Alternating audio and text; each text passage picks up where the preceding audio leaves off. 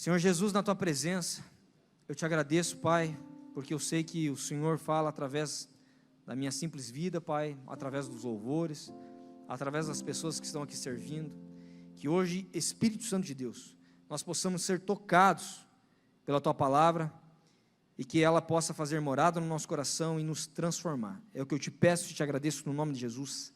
Amém. Meus queridos, o tema da minha mensagem é identidade, olha lá, identidade e propósito. Tem o tema da mensagem, ó, identidade e propósito. E a banda vai me ajudar, se assim a banda desejar, pode quebrar tudo aí mesmo, que hoje vai ser, você vai sair daqui curado.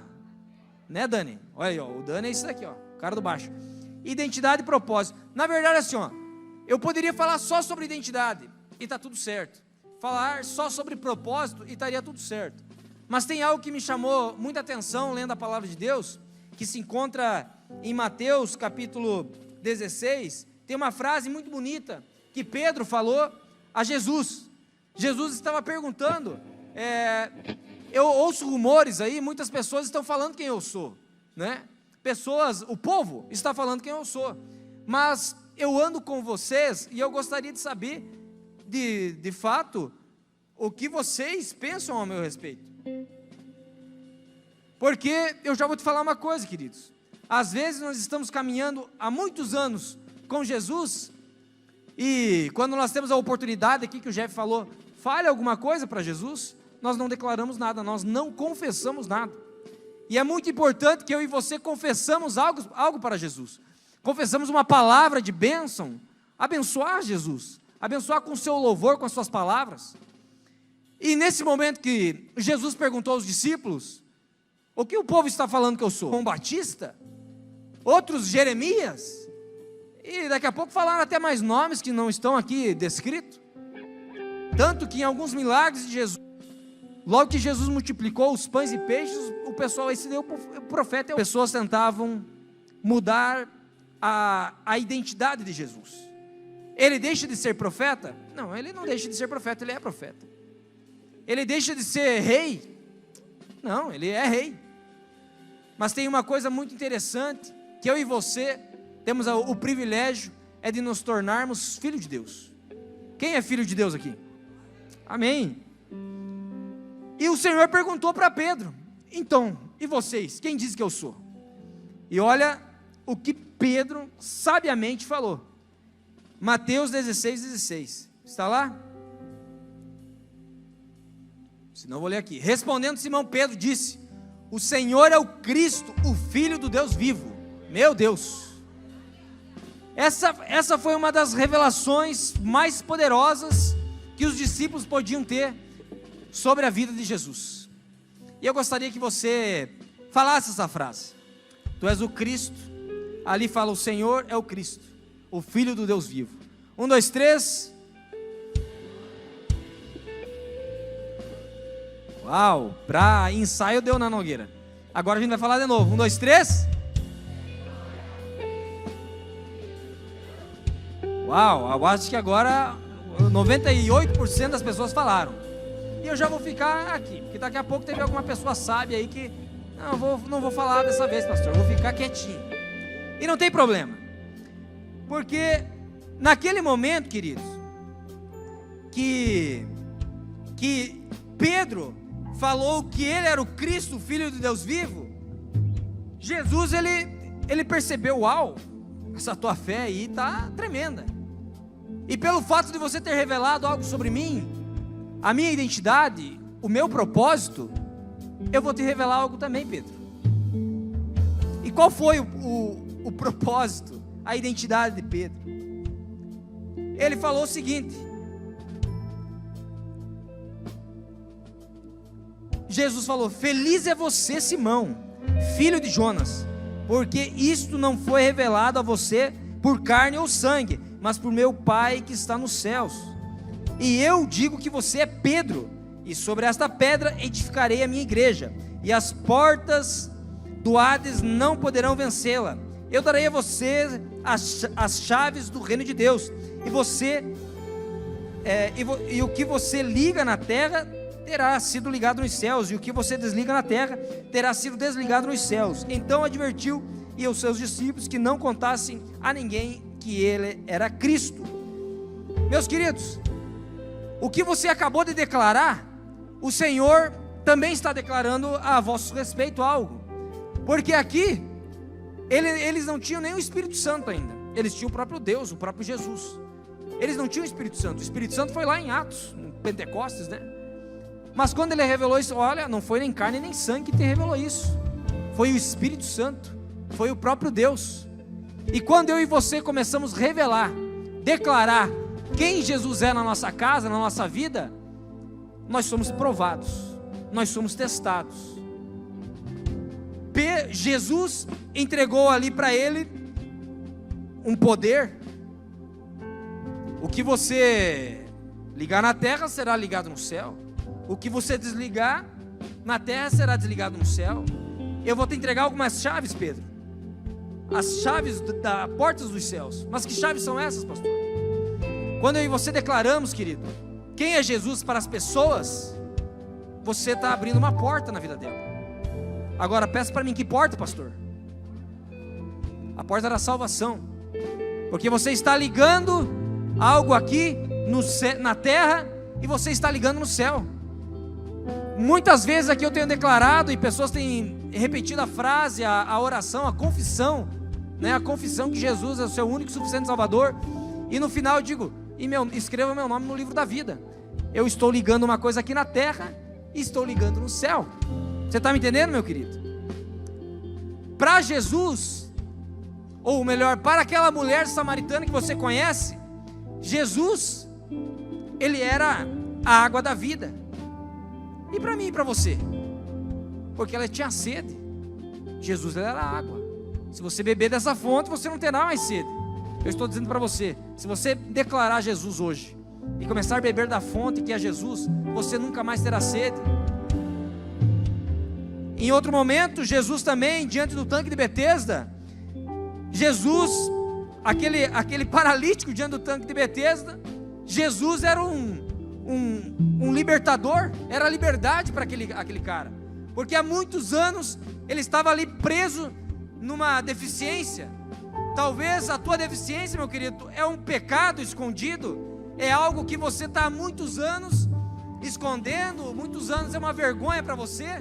Mas eu quero te dizer que hoje, se você declarar que ele é o Filho, o Cristo, o Filho do Deus vivo, ele pode te restaurar, ele pode te curar. Agora, para aquela a mulher do fluxo de sangue, olha que loucura, 12 anos sofrendo, 12 anos, talvez tem pessoas aqui com muito mais tempo sofrendo. Para aquela mulher do fluxo de sangue, ele era o recomeço, começou tudo na vida dela, porque ela evitava de ir em almoço com a família, de ir em janta com a família, ela evitava de sair, porque ela não sabia que momento, que a vergonha, aquilo que tanto deixava ela envergonhada, ia aparecer. Então Jesus foi para ela ali um recomeço, queridos. Jesus foi para o cego Bartimeu, ele foi a visão, claro. Jesus para o enfermo, ele foi a cura. Jesus para o perdido, ele é o caminho. E Jesus para o morto, ele é a vida. Agora, após a revelação da identidade de Cristo, eu e você somos provados. Eu e você somos provados. Vem a provação. Pedro pegou e declarou aquelas palavras sobre Jesus. Jesus deu autoridade para ele, perfeito? E deu para todos aqueles que declaram isso. Aquela autoridade não é só para Pedro, amém, igreja? É para você que declara isso, você está entendendo? Amém? Então Pedro declarou: tu és o Cristo, Filho do Deus vivo. Ele falou a identidade, o propósito de Deus, Filho, de Jesus, Filho do Deus vivo. E aí logo em seguida ele deu algo para os discípulos. E ele também tem dado essa autoridade para mim e para você. E é muito importante que você entenda isso. Essa autoridade está em mim e você, porque nós temos o Espírito Santo de Deus. Porque se você recebeu Jesus como seu único e suficiente Salvador, o Senhor está falando que Ele nos deu o poder, em João 1,12, nos deu o poder de nos tornarmos filhos de Deus. Então essa autoridade está sobre a sua vida. E você tem que começar a aprender. Sabe o que nós temos que aprender? A começar a ligar coisas e desligar. Porque você pode ligar coisas referentes à salvação, como você pode desligar tragédias e pecados geracionais da sua vida, da sua família. Você pode fazer isso. Mas eu estou falando que Pedro, ele foi provado, porque ele entregou uma autoridade a Pedro. E como que ele foi provado? Preste atenção. Naquele momento que ele falou essas palavras, no versículo 21, desde esse tempo começou Jesus Cristo a mostrar aos seus discípulos que lhe era necessário seguir para Jerusalém e sofrer muitas coisas dos anciãos, dos principais sacerdotes e dos escribas, ser morto e ressuscitado no terceiro dia. Ele estava falando o plano para a vida dele, iria acontecer isso. Existia uma profecia a respeito de Jesus sobre isso. Mas Pedro chamando-o à parte, começou a reprová-lo, dizendo: tem compaixão de ti, Senhor, isso de modo algum te acontecerá. Sabe o que eu aprendo aqui? Que muitas vezes nós recebemos a autoridade de Jesus, nós ouvimos a palavra de Deus, mas a gente quer fazer do nosso jeito. Mas não precisa você se entregar, vamos fazer do nosso jeitinho. Não precisa eu ir lá na quarta-feira profética. Não precisa eu me membrar na igreja. Posso falar? Posso continuar falando? Não precisa dizimar. Agora falei. Eu não preciso casar no papel, no civil, no religioso. Porque normalmente o mundo está pregando algo para a tua vida e você começa a fazer do teu jeito. Daqui a pouco você nem sabe a verdade da palavra de Deus. E aí o que Pedro estava falando assim: vamos fazer do nosso jeito, Jesus. Vamos fazer do nosso jeito. Mas, meu querido, o momento que você se tornou filho, você tem que receber também o Espírito Santo. E não só o Espírito Santo, mas a palavra de Deus e os princípios da palavra de Deus. Naquele instante que ele começou: vamos fazer do nosso jeito, eu acho que não é bem assim, vamos fazer da minha vontade. Será que você já se colocou nessa posição? Deixa eu fazer do meu jeito, Jesus. Cara, só dá errado. Por muito tempo eu tentei fazer do meu jeito. Passei aí mais de 10 anos da minha vida, querido, fazendo do meu jeito, errando, pecando, e pensava: Deus está comigo, está tudo certo, é mais essa noite. Só que daqui a pouco eu quero falar algo para você, que uma vez eu estava nesse pensamento: deixa eu fazer do meu jeito, Jesus. Eu sei que o Senhor vai me perdoar. Aí eu saí à noite com um colega. O cara insistiu um sábado à noite, estava solteiro. O cara insistiu. Sabe aqueles caras chatos? Fica insistindo para você pecar. E você, não sei se eu vou e tal. Mas acabou você indo. Porque muitas propostas vêm do mundo. Em vez de nós ouvirmos o som do céu, o som de lá de cima, nós ouvimos o som terreno. E aí a proposta veio. Em vez de eu pedir: Senhor, será que é para mim ir? Será que eu devo fazer isso? Resumindo a história, a gente saiu. E aí, naquela noite de sábado, viemos até uma cidade. E naquela cidade eu falei: cara, não tem nada para nós fazer aqui nessa cidade. Vamos para casa. Já era tarde, eu estava cansado, eu estava trabalhando. E aí, tentando fazer do nosso jeitinho, tentando explicar para Jesus, né? Não, Jesus, é melhor nós fazer assim.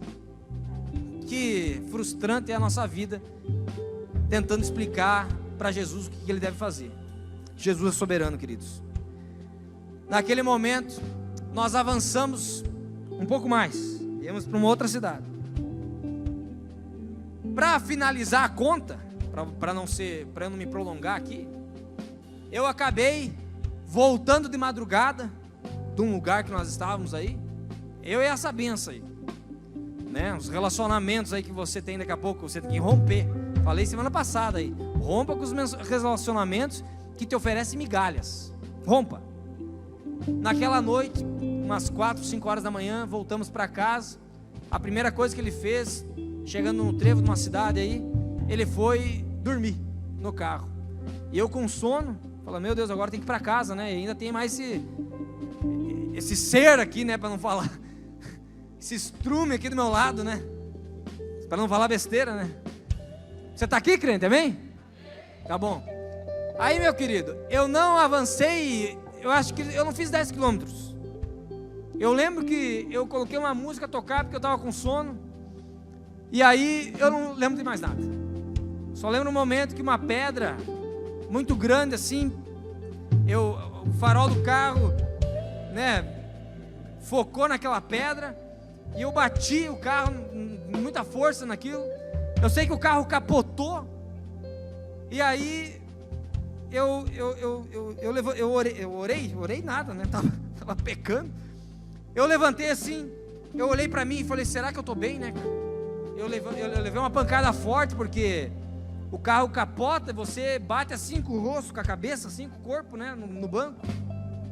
E daí eu falei, misericórdia, Jesus, o que eu estou fazendo?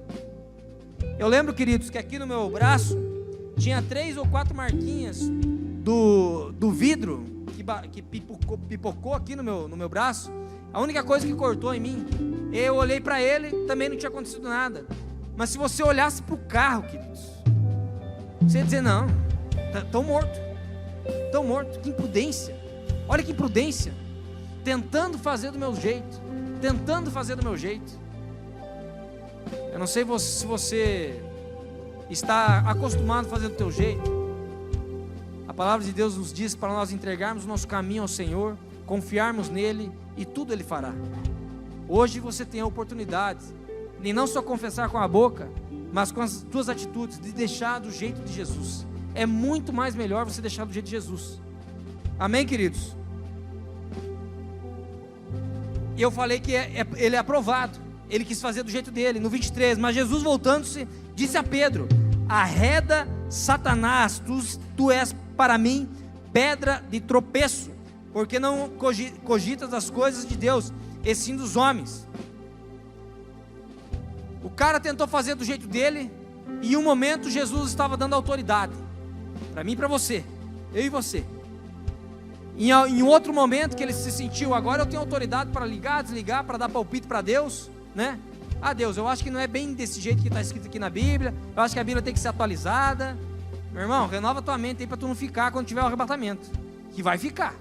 O negócio de atualizar a Bíblia é a coisa do capeta. Aí o seguinte, em um momento o cara estava edificando em Pedro a igreja. Aqui existe um estudo teológico que não que Pedro era o fundamento da igreja, porque não tem como eu e você sermos o fundamento da igreja, porque eu e você pecamos. O fundamento que ele estava falando ali era o próprio Cristo, né? Mas baseado na fé de Pedro, né? Baseado na minha e na sua fé, baseado no que nós acreditamos em Jesus, ele é a própria pedra, e nela, em Jesus, foi edificado a sua igreja. Só para te explicar biblicamente e teologicamente, depois eu vou mandar um boleto para o pastor Rafael, dessa aula, ele já sabe disso. Amém? Você está aí, queridos? Amém? Então eu falei que a revelação nos prova, e ele foi provado aqui, com poder, né? Em um outro momento, o meu terceiro ponto, o propósito nos leva para o deserto. Você muito bem sabe que quando Jesus foi batizado por João Batista, o que aconteceu? Houve uma voz do céu e falou, este é o meu filho, em quem eu tenho tanto prazer. E naquilo, Satanás não gostou, o diabão não gostou, o capeta ficou endiabado, é ou não é? Ele ficou doidão. Aí ele falou assim, como assim? Filho? Como assim? Eu estou vendo filhas aqui, eu estou vendo filhos de Deus aqui. Amém? Glória a Deus. Só que o problema, querido, que toda vez que você declara, esse é o Cristo, o Filho do Deus vivo, o Espírito Santo de Deus, ou quando você se batiza aqui, eu creio que não há uma voz como houve lá, um trovão, como um trovão. Este é meu filho amado, em quem eu estou... Não, uma voz bonita, né? Não que nem a minha aqui. Mas aí o que acontece? Quando você se batiza, você confessa, eu acredito que Jesus, que Deus, o próprio Pai Celestial, Ele olha para você, esse é meu filho amado, esta é a minha filha amada, porque Ele tem prazer dos seus filhos. Você acha que Jesus morreu pela tua vida só por causa da salvação? Ele está restaurando a tua identidade de filho, querido. Glória a Deus pela sua vida. E aí Jesus, depois de ser batizado e E Deus, o próprio Deus ter declarado, você sabe essa história? Você é o meu filho amado. Você é o meu filho amado. Não importa o quanto você errou, meu querido. Hoje você pode ter um encontro com Jesus e se arrepender dos seus pecados e realmente ter o perdão deles, o perdão de Jesus. Jesus, ele foi tentado em 3 áreas. Me pergunta quais? Agora eu vou falar para você, já que você perguntou. Jesus, ele foi tentado pelo próprio capeta, é ou não é? O Espírito Santo levou ele até o deserto, e lá Jesus foi tentado. Então eu quero dizer algo para você, antes de eu falar sobre a tentação aqui de Jesus, onde ele foi provado, que toda vez que você reconhece o Filho de Deus, você será tentado em 3 áreas, e essas 3 áreas você precisa compreender da mensagem completa. Você precisa compreender, você precisa sair daqui, não, eu vou ser tentado em 3 áreas. A primeira área, tendo jejuado no Lucas 4, 2, e tendo jejuado 40 dias e 40 noites, depois teve fome, e chegando-se ele o tentador disse: se tu és o Filho de Deus, manda que essas pedras se tornem pães. Então a primeira coisa que ele foi tentado é na sua fraqueza, no seu sustento. Ele estava com fome, e aí ele falou: pega essas pedras aqui e transforma em pão, se você é o Filho de Deus. Eu e você possivelmente somos tentados da mesma forma. Eu e você não estamos transformando aí a pedra em pão, a gente não precisa disso. Mas daqui a pouco, meu querido, nós somos confrontados por Satanás. Ah, tu não é o Filho de Deus, tu não é o bonzão? Então faz isso aqui, vai lá, não dá nada, uma noite só. Quantas coisas que eu e você somos tentados pelo inimigo e que a gente pega e abre mão. Nós somos tentados, querido, no sustento, porque ali ele estava com fome, é ou não é? Jesus estava fraco, estava com fome, no sustento. Às vezes nós não queremos abrir mão de algo ilícito, que está nos dando alguma renda, é ou não é? Está nos dando uma renda, mas não é da vontade de Deus não. E você está lá insistindo. Ah, mas é meu sustento. Ah, mas esse trabalho aqui é um jugo desigual na tua vida, mas é o meu sustento. Ah, mas está tudo errado, o lugar que você frequenta, pecado, um monte de coisa errada, mas é o meu sustento. É daqui que vem o meu pão. É daqui, você está transformando a pedra em pão. Não é para você, querido, e você está nesse lugar. Aí o que acontece? A segunda tentação de quem é provado na sua identidade: se tu és filho de Deus, transforma isso daqui. Em outro momento, e Jesus respondeu a ele, né? Está escrito: nem só do pão viverá o homem, mas de toda a palavra que sai da boca de Deus. Uma dica para você: quando você vai relutar contra as armadilhas do inimigo, você não tem que ficar falando besteira, pedindo: ah, pastor, ora por mim, porque não sei o que, vendo o horóscopo, essas coisas do capeta aí. Você pega e faz, sabe o que? Você pega a palavra e diz assim: ó, eu te repreendo com a palavra de Deus, porque o Senhor é meu pastor e nada terei falta. Mesmo que eu ande pelo vale da sombra da morte, eu não temerei mal algum, porque o Senhor está comigo. Resisti ao diabo e ele fugirá de vós. Amém, você está aí, agora acordou. Aí o cara foi tentado pelo sustento. Em segundo momento, então o diabo o transportou à cidade santa, e colocando sobre o pináculo do templo, e disse: se tu és filho de Deus. Todos os momentos é se tu é filho. O inimigo ele vem tentar a tua identidade. Se você é filho, mas você que está aqui, você entende, você é filho, e ninguém vai tirar isso de mim. Lança-te daqui abaixo, porque está escrito: aos seus anjos dará ordens a teu respeito, e tomar-te-ão nas mãos, para que nunca tropeces em alguma pedra. A mesma autoridade que Jesus tinha falado para Pedro: ó, eu vou deixar para vocês aqui a ligar e desligar, eu vou dar a chave dos céus. O diabo também entendeu. Ah, então você tem autoridade para dar ordem para os anjos. Eu e você temos autoridade para dar ordem para os anjos. Você ora, eu oro. Deus, acampa os seus anjos ao meu redor. Os anjos do Senhor estão ao teu favor. Eu não sei se você sabia disso. Os anjos do Senhor estão ao teu favor. Então daí você pega e usa essa autoridade ao teu favor. E o diabo estava falando: ah, usa a teu favor aqui, usa o teu favor. Olha que Jesus respondeu para ele: também está escrito, não tentará o Senhor teu Deus.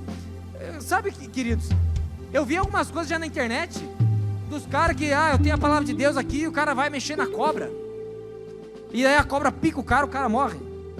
Não tentará o Senhor teu Deus. Você não precisa subir num lugar e tentar se jogar aí para dizer, os anjos vão me proteger. Ei, querido, tem lugar que você não tem que se meter. Não tentará o Senhor teu Deus.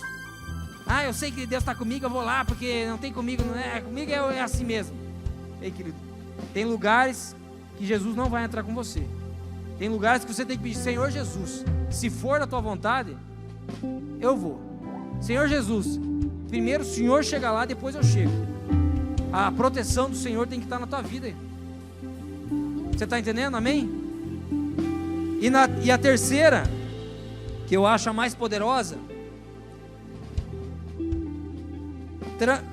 novamente o transportou o diabo a um monte muito alto, e mostrando todos os reinos do mundo e a glória deles, e disse-lhe: tudo isso te darei, se prostrando-me me adorares. Meu Deus, sabe por quê? Mais um boleto para o pastor Rafa. Sabe por quê? Que Jesus, ele foi num alto monte, e o Satanás teve que mostrar para ele, de um alto lugar, os reinos da terra. Sabe por quê? Fala, por quê, pastor? Deixa eu tomar água, eu vou responder para você. Ele teve que ir para um lugar alto para conseguir ver aquilo que era pequeno demais. Você não entendeu? Ele teve que vir para um lugar alto para mostrar o quão pequenininho é os reinos dele. Você está vendo aqui? Porque se ele está lá embaixo, ele não consegue enxergar nada, porque o reino dele é muito pequeno. Amém? Eu falei, mas enfim, deixa eu te falar uma coisa. Ele falou, se você se prostrar e me adorar, eu te dou essas nojeiras desse meu reino aí, porque esses reinos são muito pequenos. Os reinos do mundo de Satanás é muito pequeno, perto do reino que Deus tem preparado para mim e para você, Jesus. Aleluia!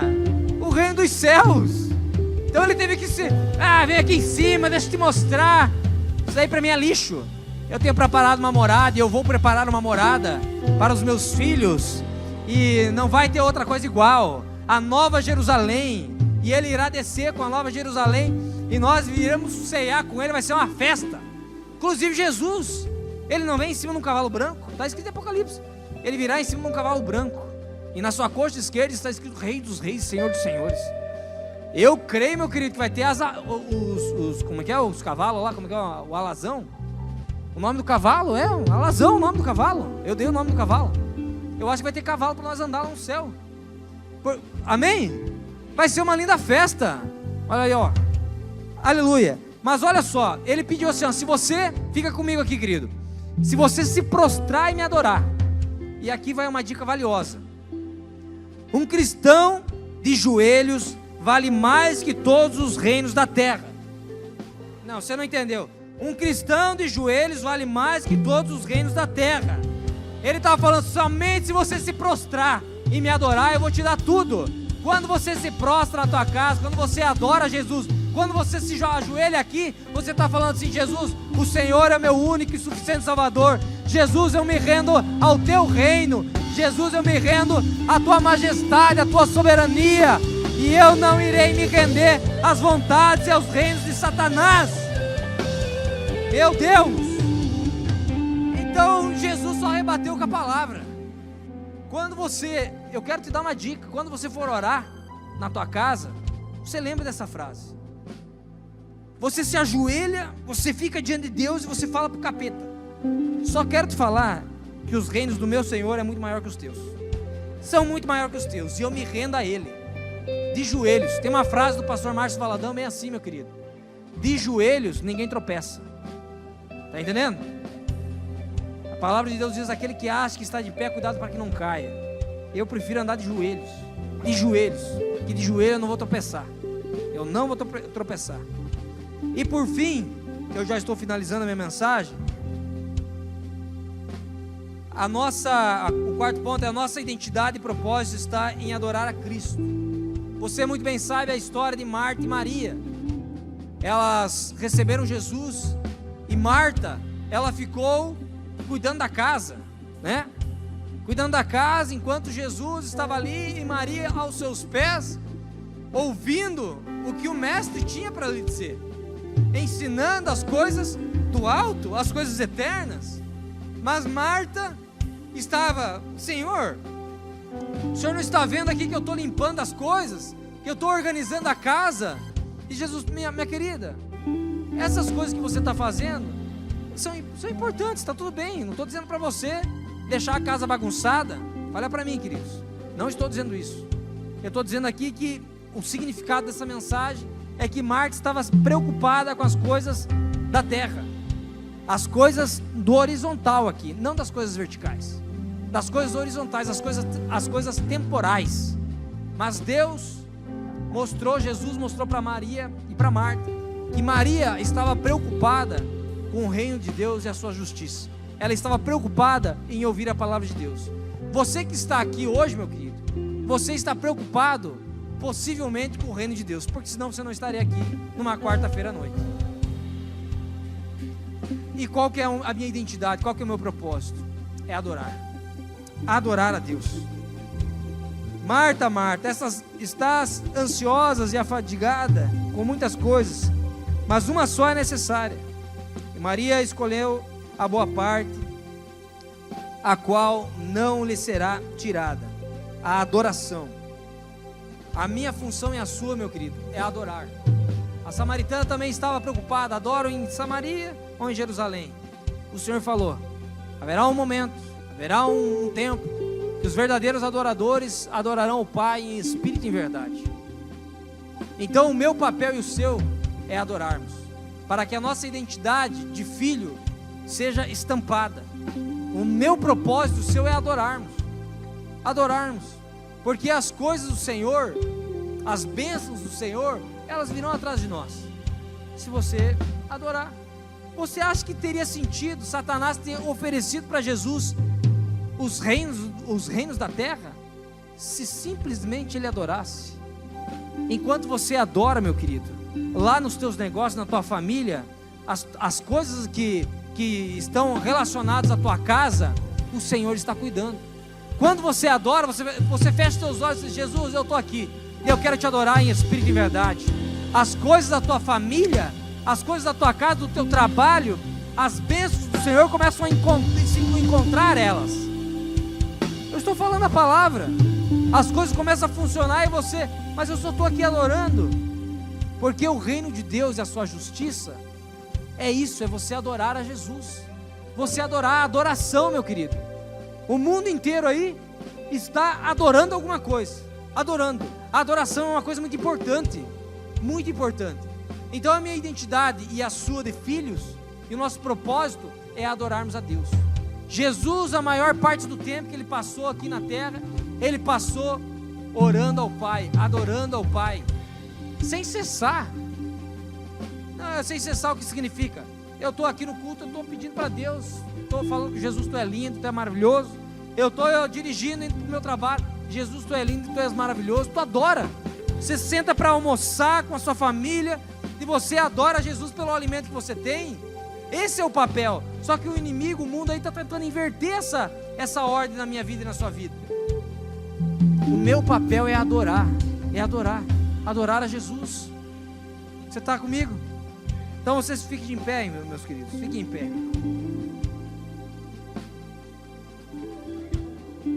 Antes de você entender muitas vezes o chamado que Deus tem para a sua vida, nós precisamos adorar Jesus.